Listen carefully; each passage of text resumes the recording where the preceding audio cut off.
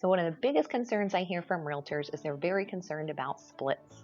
So of course, if you're out there and you're generating your own business, you want to keep more of your money. You don't want to give too much of it to the house, to the brokerage.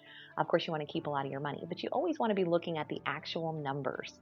So I have about 50 agents on our team, and I know what they make at the end of the year. I can see their 1099s each year, and they make 3 to 4 times what a solo agent is able to make on their own.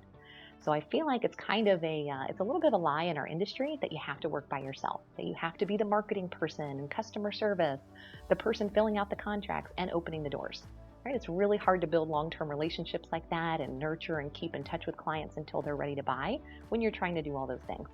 So even though there is a split with a brokerage, but as long as the brokerage is offering value and you're making the money that you want to make at the end of the year, plus you have help and assistance, I would always say that's a win.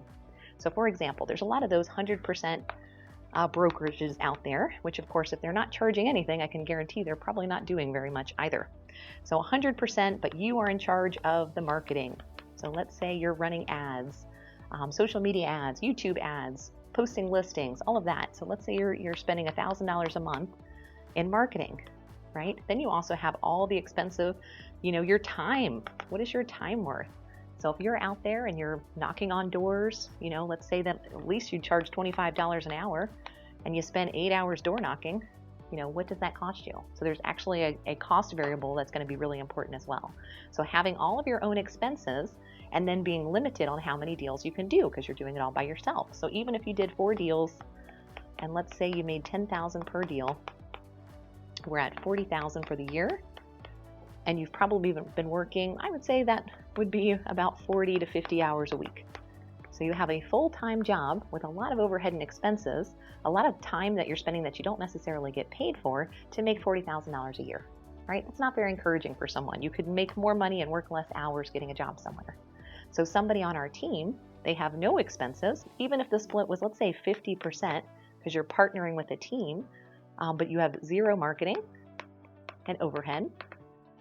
You spend 0 time looking for new deals, right? You're not out there trying to door knock or cold call certain neighborhoods.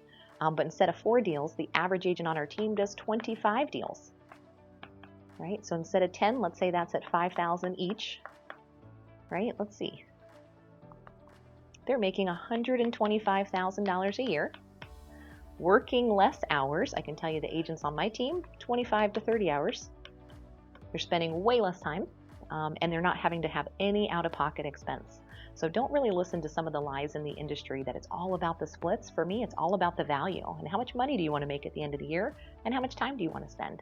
So I'd absolutely look into joining a team. It's going to give you some time off, some relief, so that you don't have to be on 7 days a week, holidays, everything else.